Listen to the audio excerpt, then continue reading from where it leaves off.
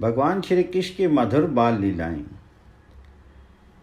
प्रथम करी हरि माखन चोरी, ग्वालिन मन इच्छा करी पूर्ण, आपू भजे ब्रज खोरी। ये पहल आज माखन चोरी की लीला प्रारंभ हुई और फिर वहां से भाग गए। ये बात एक गोपी ने दूसरे से कही, दूसरी ने तीसरे से, तीसरी ने चौथे से। यूं ये बात फैलने लगी। तब सभी के मन में आया कि किसी प्रकार से भी हमारा सभी के घर आवे। दूसरे दिन एक गोपी सुनते ही फिर चली और आई नंद बाबा के महल में। वे खोजने लगी कि किस तरह मैं भी इशारा कर दूं और मेरे यहाँ भी आ जाएं तो काम बन जाए। उस समय नंद बाबा के घर के बगल में बड़े सुंदर बगीचे में श्याम सुंदर एक वृक्ष के नीचे शाखाओं के बीज थे। इनका भी सलाह मशवरा होता रहता था कि कब क्या करना है, कब कौन सी लीला करनी है। घर में थी नहीं तो वह गोपी सीधे ब्रजरानी के पास गई। उसने पूछा, लाला कहाँ हैं? उन्होंने कहा, पता नहीं, कहीं बगीचे में गया हो, और मिल जाए तो कह देना मैया बुला रही है। ये गई और जा कर के देखा कि वे वहाँ गोप शिष्यों के बीच हो हल्ला कर रहे, मज़े में खेल रहे हैं। बोली, श्याम सुंदर, मैया ने बुलाया, अब उसकी कौन सुने? वे तो खेलने में मग्न थे। फिर बोले, माँ से कह देना अभी नहीं आएंगे। अब उस गोपी की आंखें लग गई श्री कृष्ण के स्वरूप पर। फिर सोचने लगी कि विधाता ने मेरा घर इतना दूर क्यों बना दिया। समीप होती तो न जाने कितनी बार भाग करके चली जाती। अब इतनी दूर घर है मेरा और नज़दीक में बढ़िया माखन मिल जाता है, तो इतनी दूर मेरे घर में कैसे आवेंगी। उनके मन में बहुत विचार हुआ कि क्या करें। उनकी आंखें रुंध गई, प्रेम का आवेश आ गया, आंखों से प्रेम अश्रों की धारा बहने लगी। अब उसने मन में सोचा कि यदि यही दशा यदि रही तो कुछ ही क्षण में चेतना जाती रहेगी, होश बिल्कुल नहीं रहेगा। ये तो मज़े में खेल रहे हैं और किसी को अचेत पड़े देखेंगे तो इनके खेल में विघ्न हो जाएगा। इसीलिए वे बेचारी मन मार करके पूरा धीरज सहारा बटोर करके वहाँ से उठी और चली घर की ओर। हृदय में वही झांकी बसी हुई है, कैसे मेरे घर आवें, कब आवें। अब उनको ये पता नहीं कि ये मेरे मन की बात श्री कृष्ण जान रहे हैं। यशोदा मैया को पता नहीं है, पर श्री कृष्ण को सारा पता है। अब उनकी लीला शक्ति ने, उनकी लीला माधुर्य की अभिलाषा ने उनसे कहा, ये सोचने लगी मन में कि इस सारी गोपियों के हृदय के चित्र तो मेरे सामने आ गए। ये कैसे कैसे क्या क्या चाहती हैं और एक नहीं अगणित हैं। तमाम वात्सल्यमयी गोपांगनाएं हैं और ये कह रही हैं कि देखो हम रोज रोज कितनी लालसा से, कितने स्नेह से तुम्हारे लिए मक्खन सजा करके रखती हैं और हमारे व्याकुल प्राण पल पल तुम्हें पुकारते रहते हैं। हमारी ये आंखें प्रति क्षण तुम्हें निहारती रहती हैं। ये चाहती हैं कि अभी आ जाए और ये देखती हैं कि ये परिकरों के साथ, सखाओं के साथ आ जावे तो हम निहाल हो जाएं। श्री कृष्ण ने मन में सोचा कि बात तो ठीक है, और ब्रज में आने का कारण तो यही है ना, इन प्रेमियों को सुख देना, इनको वात्सल्य रस, प्रेम रस, महोदधि में डुबो देना है। इसलिए तो हम आए हैं इनसे सारे जगत को, संसार को छीन करके इनको प्रेम रस में बना देना। यही तो हमारे आने का उद्देश्य है। ये सोच करके भगवान के लाल लाल होठों पर मुस्कान आ गई और इन्होंने मन ही मन निश्चय किया। मन में यही विचारे करत हरि, ब्रज घर घर सब जाऊं, गोकुल जन्म लियो सुख कारण, सबके माखन खाऊं। बाल रूप जसुमती मोही जाने, गोपनी मिली सुख भोग, सूरदास प्रभु करहत प्रेम सो, ये मेरे ब्रज लोग।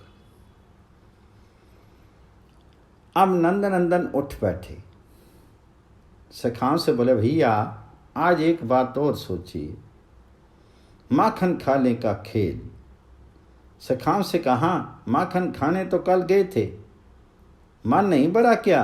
बोले, हाँ, कल तो एक घर गए थे, अब घर घर ये खेल करना है। सब हंसे और बोले कि हम तो तैयार हैं, तुम कहो तो अभी चलें। ये योजना स्वीकार हो गई, सबको प्रस्ताव स्वीकार हो गया। अब सब ने योजना बनाई कि कैसे जाएं।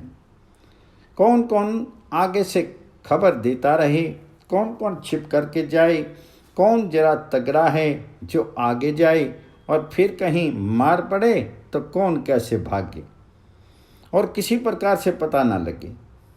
अब सब प्रसन्न हो गए और चलने के लिए तैयार हो गए। बोले, माखन तो हमको दोगे ना? कहीं ऐसा तो नहीं कि अकेले खा जाओगे? करे हरि ग्वाल संग विचार, चोरी माखन खाऊं सब मिली, करहूं बाल बिहार। ये सुंदर सब सका हर्षे, भली कहीं कन्हाई, हंसी परस्पर देत तारी, सो करी नंदराई। कहाँ तुम ये बुद्धि पाई, श्याम चतुर सुजान, सूर प्रभु मिली ग्वाल बालक, करत हैं अनुमान। गोप बालक सब प्रसन्न हो गई और ताली पीट पीट करके उस तमाल के पेड़ के नीचे नाचने लगे। ब्रजेश्वर नंद बाबा की सुगंध खा खा करके, हम सच कहते हैं, अरे तुमने ये बुद्धि कहाँ पाई, तुम बड़े चतुर सुजान हो। हम सब तैयार हैं, योजना बन गई। अब ब्रजेश्वरी उद्यान में इन्हें लेने आ गई। आज शाम हो गई थी। मैया जब लेने आ गई तो कहीं योजना खुल ना जाए, इसलिए मैया की बात मान करके घर आ गई। फिर मैया ने कलेवा कराया और दूध पिलाया खिलाया, तब ये सोए। अब इनका सवेरे से जाना तय था। इन्होंने सभी सखा पहले के संकेत स्थान पर इकट्ठे हो गए। चोरों का दल इकट्ठा हो गया। जो गोपी कल आकर के मनोरथ कर गई थी, उसी के घर पर ये पहले पहुंची। अब उसको एक आशा लगी थी कि आज हमारे घर आएंगे। इसी आशा में वह उनके स्वरूप सौंदर्य का चिंतन करके तन्मय हो गई और दाहीं बिलो रही थी। अब बार बार खिड़की के पास बैठे हुए देख रही थी, कहीं बाहर से आते दिख जाए, कहीं ऐसा ना हो कि वे आ जाए और मैं ना उठूं, कहीं चले ना जाएं, डर के मारे कि ये तो बैठी है, तब हमारा सारा मनोरथ नष्ट हो जाएगा। मैं खिड़की के पास मंथन करने बैठी और बाहर झांक झांक करके देख रही थी। भगवान बाहर आ तो गए थे, खिड़की से छुप करके देख रहे थे कि मत यही मथ रही है और मक्खन आ गया कि नहीं। सखा सहित गए माखन चोरी, देखो श्याम गवाछ पंथ छे, मथती एक दधी मोरी। ये यहाँ देख रहे हैं और उधर देवताओं ने देखा कि आज एक नया रंग देखना है। तमाम आकाश पथ में तमाम देवता चुपचाप अपनी देवीय लीला से प्रसन्न होकर के किसी को दिखे नहीं, एकत्र हो गए। देवता यक्ष किन्नर गंधर्व सब आकर के इकट्ठे हो गए। नवनीत हरण करने कौन आया है? कहते हैं कि जिसके रोम रोम में अनंत ब्रह्मांड भरे हैं और जिसके एक एक रोम विवर में असंख्य ब्रह्मांड रजकण के समान उड़ रहे हैं, वे भगवान स्वयं साक्षात सबके अधिपति, भगवान जिनको श्रुतियां नहीं जान सकती, वे भगवान आज स्वयं ब्रज बालाओं का, ब्रज मणियों का प्रेम रस पान करने के लिए दधी माखन नहीं, माखन के रूप में उनके हृदय का प्रेम सुधा रस पान करने के लिए, उनका नैवेद्य ग्रहण करने के लिए सखाओं को लेकर के उनके घर पधारे। ये चोरी है क्या? जरा सोचिए, इसको कोई चोरी बतावे तो देखना ये होगा कि उसकी आंखें बिल्कुल जगत में लगी हैं। जो त्रिभुवन के अधीश्वर हैं, उन भगवान की ओर आंख गई नहीं। प्रत्येक वस्तु भगवान की है। आगे कहेंगे, भगवान की सब चोर ही चोर हैं, मैं थोड़े चोर हूं। इन्होंने मेरे घर को अपना घर मान लिया। जब उल्लाना देना है, मैया से गोपियां जाएंगी, तब ये बात आवेगी। इस प्रकार से भगवान गए चोरी करने, और जब देखा कि अब मक्खन ऊपर आ गया है और उसने भी देखा कि सब बाहर खड़े हैं, तो मंथन बंद कर दिया, क्योंकि उसने देखा कि ताज़ा ताज़ा मक्खन ऊपर आ गया है। ये तो पहले ही आ गया था, लेकिन यह बरबस मथ रही थी कि आएंगे कन्हैया, आएंगे। चाह है ना, जो अपनी चीज को इस प्रकार किसी को देना चाहे उसको चोरी बतावेंगे। ये तो मानो मूक निमंत्रण दे रही थी और भगवान जी ने स्वीकार कर लिया।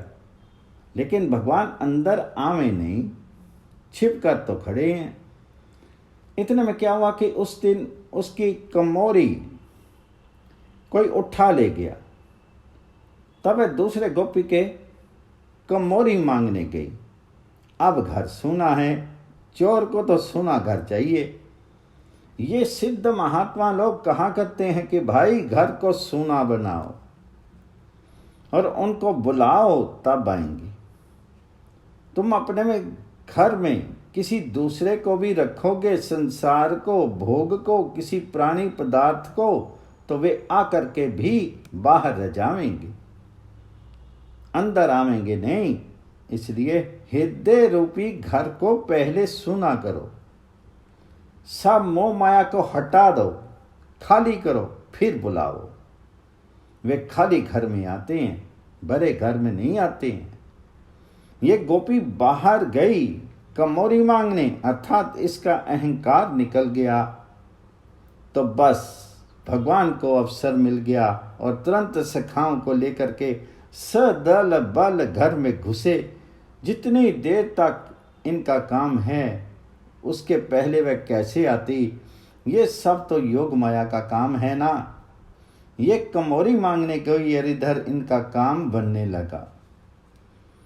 इन्होंने मटकी में उसका जितना भी मक्खन था, वह सारा का सारा भोग लगाया, और जब खा चुके तब बाहर निकले।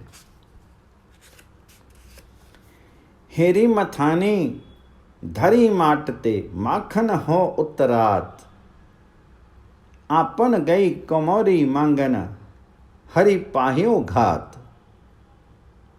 पैठे सखनी सहित घर सूने, दधी माखन सब खाए। छूछी छाड़ी मटकैया दधी की, हंसी सब बाहर आवी।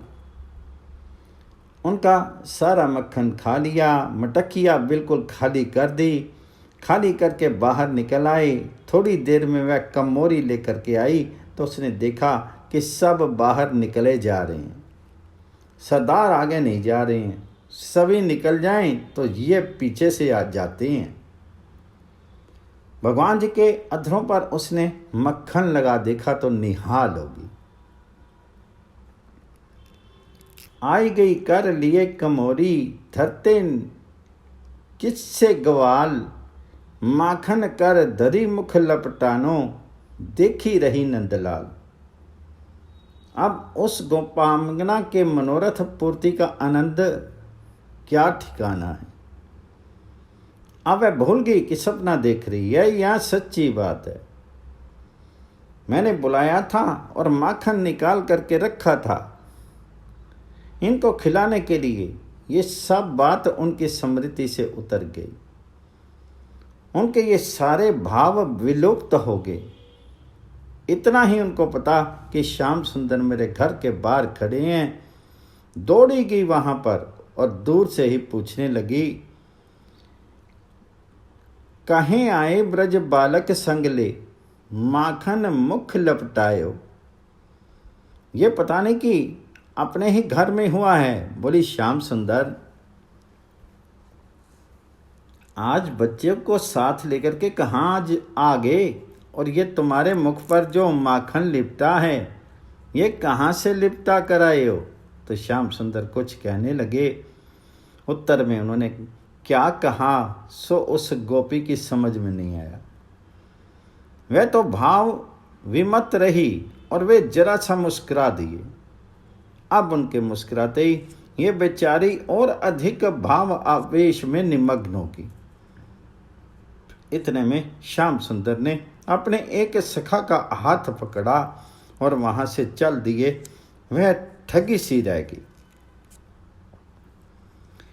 बोझ कही लियो कान्हा एक बालक, निकसे ब्रह्म की खोरी, सूरदास ठगी रही ग्वालिनी, मन हरि लिए अंजोरी। बस भगवान केवल मक्खन ही नहीं मन हरण करके मित चुरा करके भाग गए, और वह स्वर्ण पुतली सी वहीं खड़ी रह गई। जिधर श्याम सुंदर गए उधर उनकी आंखें लग गई। वह खड़ी रही घंटों तक। दोपहर हो गया तब होश आया और भीतर गई तो जाकर के देखा कि मटकी रीति है, खाली है। उसमें मक्खन आदि कोई सामान नहीं है। खाली मटकी देख करके भी होश नहीं है। ध्यानस्थ हुई, सोचा मैंने इस बर्तन में मक्खन निकाल करके रखा तो था, परंतु लगता है कि मैं उसे कहीं और रख आई थी, वह दिखाई नहीं दे रहा है। इतने में देखा कि अरे ये तो सारे मटके और बासन उल्टे पुल्टे पड़े हैं। माटी के, सोने के, चांदी के, कांसे के सभी बर्तन छिन्न भिन्न पड़े हैं। कोई टूट गया, कोई उल्टा पड़ा है। जब उसके मन में आया कि वाह वाह, ये तो सारा श्याम सुंदर का काम है। गोपी का चित्त उसमें लग गया। देखे जाई मटुकिया रीति, मैं राख्यो कहूँ हेरी, चकित भई ग्वालन मन अपने, ढूंढती गर्भ फिरी फेरी, देखती पुनि पुनि घर के वासन, मन हरि लियो गोपाल, सूरदास रस भरी ग्वालिनी, जाने हरि को ख्याल। उस गोपो को मटकिया रीति देखी। देखा कहीं मक्खन रखा होगा तो ढूंढते ढूंढते सारे बासन उसको उल्टे पुल्टे मिले। श्री गोविंद ने उसका चित्त हर लिया था। ये रस भरी ग्वालनी ठगी सी रह गई और समझ गई कि ये श्याम सुंदर का ही खेल है। अब तो ये बात घर घर फैल गई। अब नित्य नया नया खेल चलने लगा। ब्रज घर घर प्रगति ये बात, दरी माखन चोरी करी ले हरी, ग्वाल सखा संग खात। ब्रज वनिता ये सुनी मन हर्षित, सदन हमारे आवे, माखन खात अचानक पावे, बुझ हरि उरी छुआवे, मन ही मन अभिलाष करती, सब हृदय धरती ये ध्यान, सूरदास प्रभु को धरते ले, देखो माखन खान। चली ब्रज घर घराने ये बात, नंद सुत संग सखाली ने, चोरी माखन खात। कोई कहती मेरे भवन भीतर, अवहीं बैठे धाई, कोई कहती मोहि देखी द्वारे, उतही गए पराई। कोई कहती कि ही भांति हरि को, देखो अपने धाम, हरि माखन देऊं आओछो, खाई कितनी शाम। को कहती मैं देखी पाऊं, भरी घरो अंकवारी। कोई कहती मैं बांधी राखो, को सके निर्वारी। सुर प्रभु के मिलन कारण, करत बुद्धि विचार, जोरी कर विधि को, मनावती पुरुष नंद कुमार। गोपियां रात रात भर जाग करके बाट देखा करती थी। उनका मन निरंतर श्याम सुंदर में लगा रहता। प्रातःकाल वे जल्दी उठ करके दही बिलो करके रखती कि कहीं प्राण धन आकर के लौट न जावे। यदि नहीं आते तो आज क्यों नहीं आए। क्षण क्षण प्रतीक्षा करती कि देर हो रही है, आए नहीं आए नहीं। इस प्रकार प्रत्येक गोपी का मन श्याम सुंदर का धाम बन गया। जब ये बात घर घर फैल गई तब ये रोज रोज जाने लगे। आज इनके घर और कल उसके घर, तो सखियां आपस में बड़ी प्रसन्न रहती, सब बड़ी राजी हो गई। पर इनके मन में एक चीज लगी रहती कि हमारे यहाँ आवें। अब सबके घर तो रोज जाए नहीं, इस प्रकार उनकी उत्कंठा जगावें। 2, 4, 10 के घर जाएं, 1, 2 घर नहीं। अब तो इनका दिन भर इसी में बीतने लगा। जहाँ जहाँ ज्यादा उत्कंठा देखें वहाँ वहाँ वे जाने लगे। गोपियाँ जब आपस में मिलें तब सब तरह से इन्हीं की चर्चा करें। बोले, क्यों आज तुम्हारे आए थे क्या?